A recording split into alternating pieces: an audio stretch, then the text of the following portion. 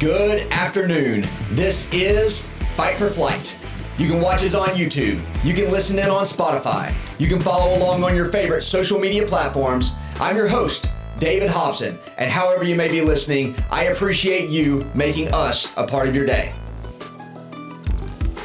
What's up, you guys? It's good to be back. It's another Monday, it's another show, it's another opportunity to tell you guys about the Green Mountain Championship, which is a tournament coming up this weekend at Smuggler's Notch in Vermont. It's a fantastic course, a fantastic property. It's going to be some very, very exciting disc golf. Then we're going to go into talking about a wildfire that's going to affect the disc golf scene in Los Angeles County if they don't get it under control very, very soon.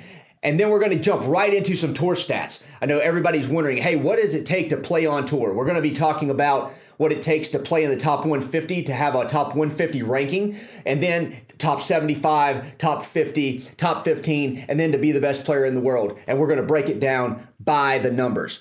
And then we're going to be talking about some financial crimes in disc golf. I never thought I would say this, but there are financial crimes being committed in our game, and this happened this week. We're going to be talking about that breaking news, talking about what it might mean for the tour, what it might mean for the person that committed those crimes, and what charges that they might incur if people were pressing charges against them. And then, last but not least, as always, we're going to be making predictions for the 2024 Green Mountain Championship. So with that being said, let's dive right in. The Green Mountain Championship, as I said before, did not happen in 2023. So the final time that it did happen was in 2022, and Ricky Wysocki won the MPO, and Kristen Tatar won the FPO in those divisions. And it was a really, really interesting tournament. Just so you guys know and have an understanding of what's happened at this tournament in the past, Ricky Wysocki has won this thing 5 times. So he is playing really, really lights out disc golf there. It was a very up and down tournament there at the end. He was basically in control. And then the back 9 of the final day, man, he really grinded out a win. Almost lost it to Chris Dickerson. Chris Dickerson was playing amazing disc golf. Matt Oram was on a heater from the chase card, and it was really exciting to watch. And so let's take a look at Matt Oram. He was playing great, finished tied second, 3 shots behind Ricky Wysocki. Let's check out his forehand shot on hole 10 as he almost throws it in on Sunday. Even if you go with the one angle hyzer and you're 25 feet short, it's an uphill 25 footer, which is so makeable on this green. And Matty O almost dunks it. So Chris Dickerson and Ricky Wysocki were going head to head on the lead card, and it was a battle coming down the stretch on Sunday. And Ricky was once saved by a or not so well placed umbrella. Hole 14, he throws a tee shot that would have been out of bounds. Let's check out the umbrella shot. I think if you're Ricky, you're just kind of feeling like you need 1 or 2 more birdies to, whoa. Whoa. Umbrella. What an unbelievable result. Also, if you are a spectator, please do not put your stuff in the field of play. No coolers, no umbrellas, no lawn chairs, and definitely not you. Just stay out of the inbounds area. You know, this is insane. Worked out for Rick this time, and obviously he was thankful for it. But the fact of the matter is, this is a no-go from a spectator. Let's keep your stuff out of the field of play. The MPO coming down the stretch was tied up. Chris Dickerson and Ricky Wysocki at 34 under par going into 18. And this was really dicey because Rick had not been playing very well and Chris was just solid the entire Sunday and catching Rick in strokes throughout the day. And I realized that it's going to come down to the final tee shot, and the tee shots told the story. Let's check it out. Oh, that's so right. That is too wide. No, that is too wide. Bring it back in. Chris going out of bounds on this is obviously heartbreaking for him. He made a massive comeback and essentially had to re-tee. I mean, he threw it basically directly out of bounds. He was throwing it straight over the top, trying to carry it, and it just didn't work out for him. And so let's see how Ricky responds to maybe the pressure being taken off his shoulders a little bit by this errant tee shot. Let's check it out. If Wysocki goes out of bounds, he has to go out of bounds left. He needs the distance.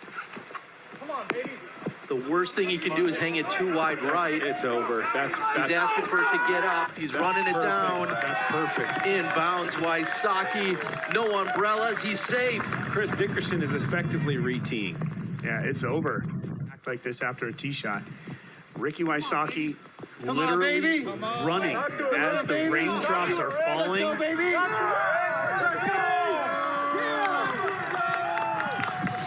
He's starting the Raptor legs.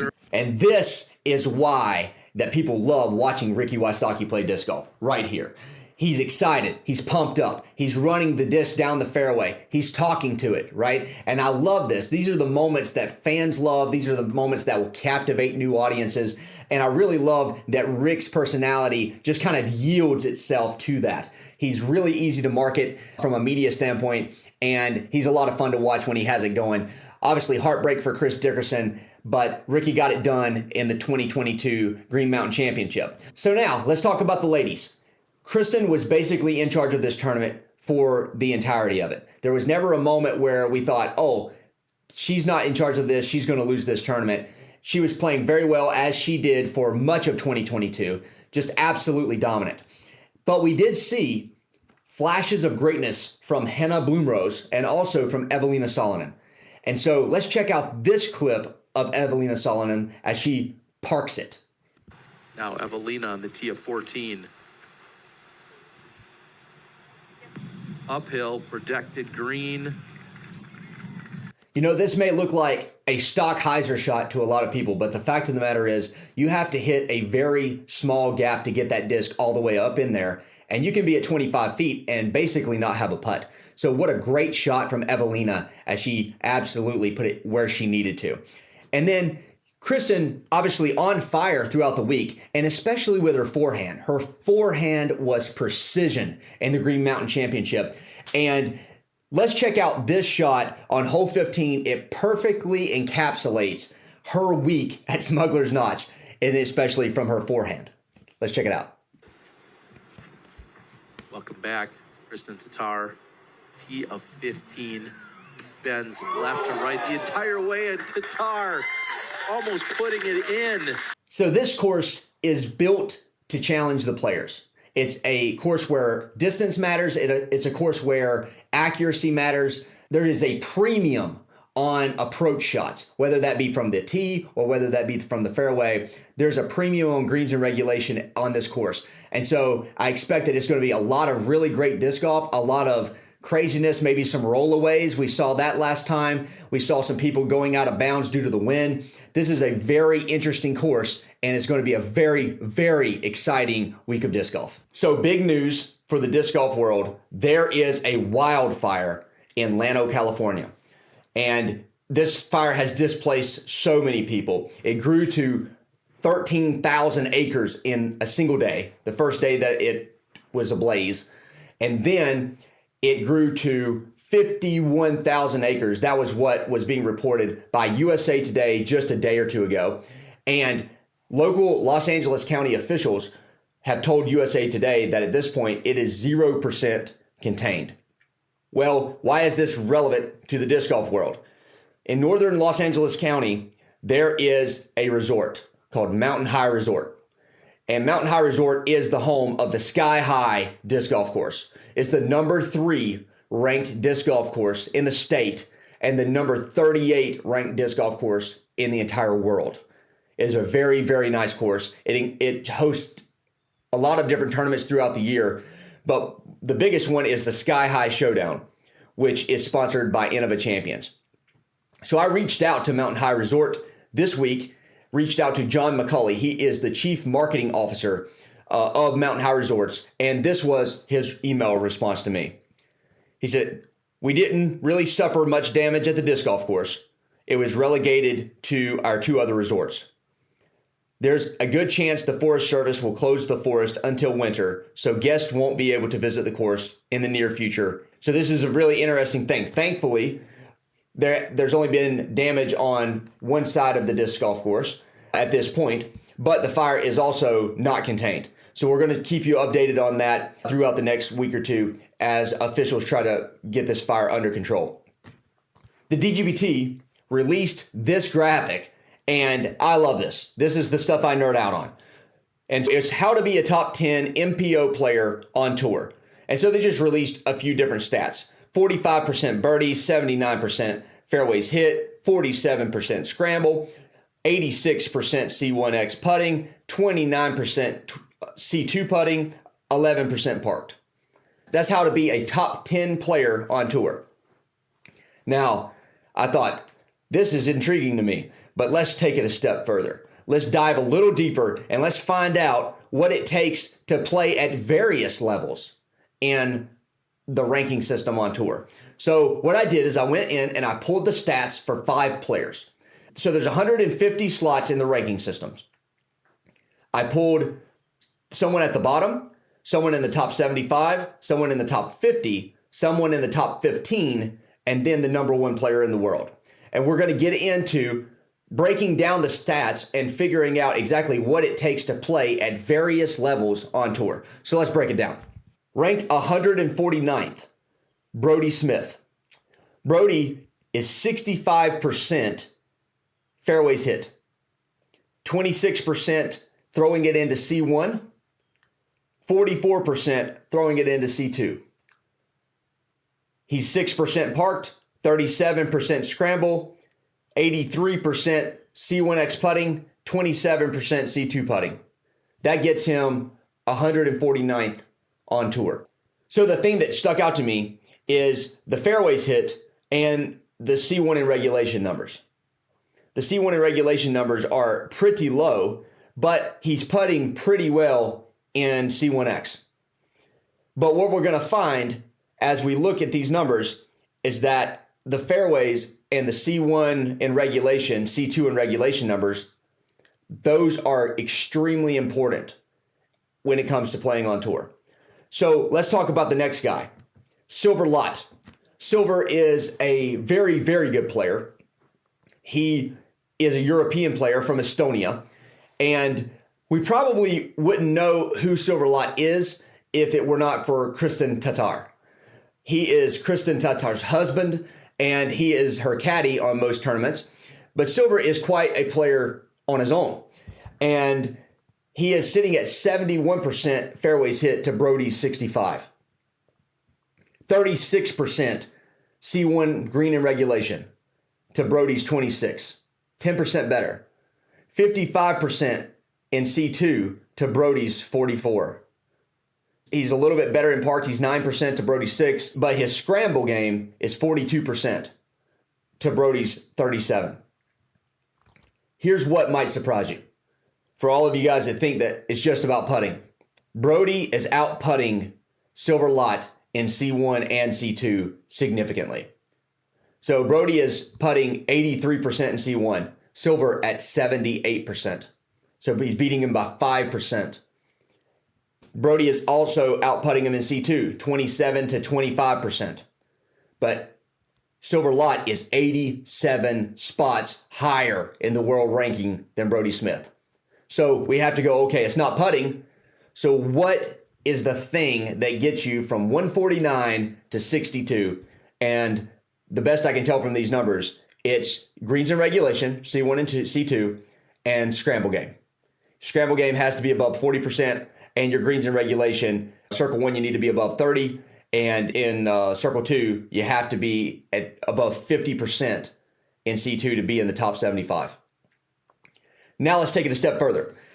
Let's look at James Conrad. We don't hear a lot about James these days, but James is still playing very good disc golf. He is ranked 44th in the world.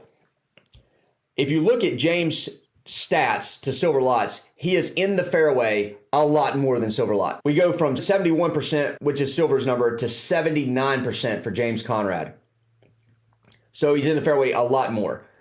But the interesting thing is that the greens in regulation is really not different whatsoever than Silver's.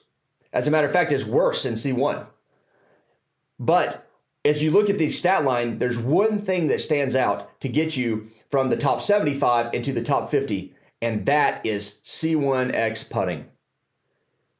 James Conrad is putting 85% in C1X. Silver is only putting 78%. This is the reason that James is in the top 50 and silver is not. So now let's talk about elite. Let's talk about amazing. Let's talk about Matty O. Matt Oram is an incredible disc golfer and has been for a very, very long time. And he's been very consistent on tour for a very long time. And so when we look at his numbers to James Conrad's, the fairways hit are about the same. James actually beats him by 3%, but greens in regulation, they go up. So 38% C1 to James Conrad's 33, 61% C2 to James Conrad's 57. So we start seeing the greens in regulation come back into play. This is very important. You can't make the putt if you don't have a putt. And what pros are really good at is giving themselves a putt. They're the same in their park numbers. Matt Oram's scramble numbers are better than James Conrad's. He's 49% scramble.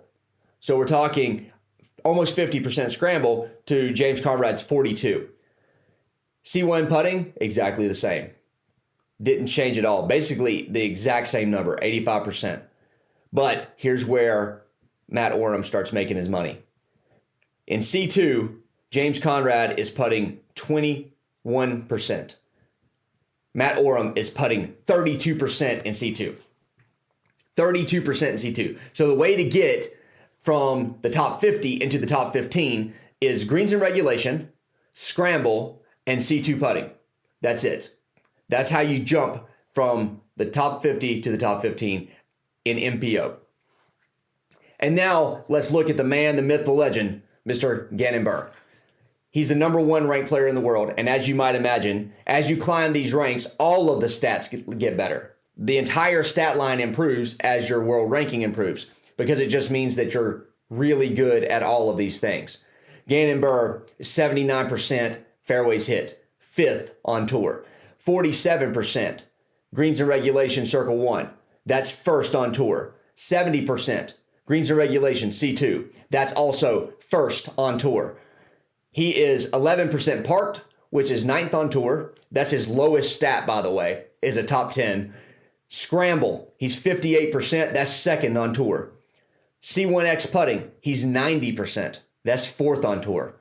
And C2 putting, 34%. That's 6th on tour. He's the number one ranked player in the world. It's really important to understand that what gets you to one place doesn't necessarily get you to the next level. And this hopefully breaks down how you can get to tour level, what you have to focus on to actually play on tour, but then also what you have to do in order to progress as you play tournaments. And I think that you can apply this to amateur disc golf as well. The numbers obviously are going to go down because the proficiency levels are down. But I think that the number one thing that you can do as an amateur is learn how to throw the disc on the green from the tee. If you can do that, you don't have to putt phenomenally and you're going to be just fine. When you start adding these other pieces to it, you start adding the scramble, you start adding the greens in regulation, you start adding the C1X putting, you're going to start climbing the ranks even in your amateur tournament world. But you can't be good at everything. So you have to find something to focus on. And the first thing that I would focus on for amateur players is greens in regulation. Throw it on the green from the tee. Throw it in the fairway from the tee. If you can do that, you're going to have a lot of success. That's what the numbers say. So disc golf has officially gotten to the level to where people are starting to commit financial crimes in the game. And it's amazing to even think that this is possible, but it's possible. And we're going to go over what happened. We're going to go over how it happened. We're going to go over why it happened and how we can prevent it. This is really, really bad in the disc golf world. So Jonathan Ray, he is a tournament director. He had been affiliated with Dynamic Disc. I don't know if he's still there or not, but he is in some serious hot water for misappropriating funds for the Bud Hill Masters Championship. So there were 176 players registered for this tournament, $150 a head for registration. So even if we just talk about the registration piece of this, which there are sponsors, there's probably a lot more money that was lost than this. But if we just talk about what we know and what we can add up, we're talking about $26,400. So this is the explanation that Jonathan gave in a recent email this week. He says, and I'm going to read it to you. Masters players, I am broken and embarrassed to have to tell you all this. I am canceling the 2024 Masters at Bud Hill. I tried every way I could think of to salvage this, and I alone am responsible. I used Masters money to fund events and vending fees from the beginning of the season after not working through the winter. I have done this each year, and as the season goes on, the money gets replaced. That was not the case this year. Through some personal medical issues, higher costs, and much lower participation in our sport, I just couldn't catch up. It has been a horrible financial year, bad enough that I'm having to file for bankruptcy. I am beyond embarrassed and broken that I'm letting so many friends and loved ones down. This has nothing to do with the Daniels or Bud Hill. This is on me. I want you all to know that I will repay every one of you, but it won't happen overnight. I'm working on liquidating my inventory and will begin refunding when that happens. It will not cover everyone, but I will continue getting them out as quickly as I can. Once again, I am so sorry that this has happened. I love the Masters and all of you. I know feelings will vary, but I accept responsibility for my mistakes, and I hope that you can forgive me. Respectfully, Jonathan Ray, Touring and Promotions, Dynamic Discs. So this is a really, really interesting storyline because not only did he misappropriate the funds, but also this email is quite damning to him. I appreciate the transparency on his end, but the fact of the matter is his attorneys should be losing their minds right now because this case, if it goes to court, is going to get very, very messy. And here's why. It's important to understand that the funds that were collected for this case, they were across state lines. So there are players from all different states that were coming in to play this Masters Championship. This makes this a federal case. And we're going to have federal people get involved, federal prosecutors get involved. And essentially what he did is completely confess to the misappropriation of the funds, but also he sent it from his Dynamic Discs email, which if I'm Dynamic, I have a huge problem with this because as far as I can tell, this isn't a Dynamic Disc problem. This is a him problem. And he basically implicated them or involved them by sharing it from his work email, which is insane. And I can't believe he did that. It just shows that he is maybe in a bad place. He's not thinking through his decisions. But this statement probably should have went to an attorney for the level of crimes that he is probably committed at this point. So let's go through this chart together. Here's a list of charges that are typically associated with this type of behavior. By the way, I didn't just make this up. This is from a paralegal friend of mine. This is typically what attorneys go after when they see a case just like this. Embezzlement. This is a criminal charge. It's a felony. Theft by deception. Criminal charge. It's a felony. Fraud. It's a criminal charge. It's a felony. Breach of fiduciary duty. Criminal charge. It's a felony. Wire fraud. This may not be the case. There may not have been a wiring of money, but it could be on the sponsorship side. If it is, that's a criminal charge. That's a felony. Misappropriation of funds. That seems at minimum what we're looking at. Criminal charge. It's a felony. Grand larceny. Criminal charge. Felony. Trust fund violations. Criminal charge. It's a felony. Now let's just start getting into the misdemeanors. Petty theft. It's a misdemeanor, but it's still a criminal charge. Unlawful business practice. Misdemeanor. Criminal charge. Misleading business practices. Misdemeanor. It's still a criminal charge. And then finally, we get into the civil charges. Breach of contract. Breach of fiduciary duty. Unjust enrichment and conversion. This is a big deal. This is a really, really big deal. And I don't think he understands what he essentially just pled guilty to in an email. Out of the 15 charges, we're talking about 8 of them being felonies. This guy is in a really bad place. And I understand that people are going through hard times. I 100% get that. And I also feel bad for him that he is personally bankrupt. But you have to understand that his personal bankruptcy has nothing to do with business funding. You can be personally bankrupt and the company you work for still have their money. On the flip side, you can have the company that you work for go bankrupt and you can still have all of your money. So these things are not linked. But the interesting thing is that they kind of are. When you look at his email, he says here, I used the Masters money to fund events and vending fees in the beginning of the season. Okay, so he's using it for a work-related expense, just not on the project that he was supposed to be using it on. But he didn't stop there. He said, I have done this each year. He has taken funds that were allocated for one thing and used them for something else every year. That's what he said. Then he says here, through some personal medical issues and higher cost and much lower participation in our sport, I just couldn't catch up. So that's where it gets kind of dicey. He said through some personal medical issues. So he's saying he's used some of that money for personal medical issues. He's using that money for higher cost of living. He didn't say anything about business funds. He didn't say anything about, hey, I'm using this to run a tournament and, there was some sort of agreement. He didn't say any of that. He's basically just saying that he used the company money for his personal gain. And that's going to be very problematic for him. Obviously, it didn't work out for him. And I hate to see anybody in a bankrupt state, but this can be a lot worse than bankruptcy for Jonathan Ray. And we're going to see how it plays out. So if you've been following disc golf at all, you know that the Green Mountain Championship in Vermont did not happen in 2023. So the last time that it was played was 2022. Our winners were Ricky Wysocki for the men and Kristen Tatar for the women.